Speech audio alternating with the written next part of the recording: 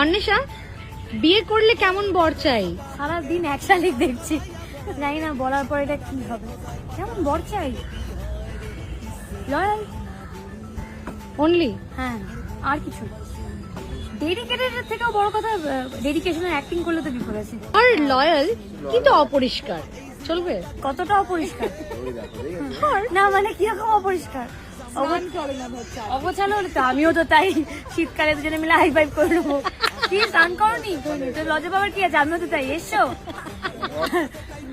অন্য প্রশ্ন করছে, অন্য ঠিক আছে, আমি দেবো না ইন্টারভিউ। কেটে দেবো? ধর, হ্যাঁ বলো।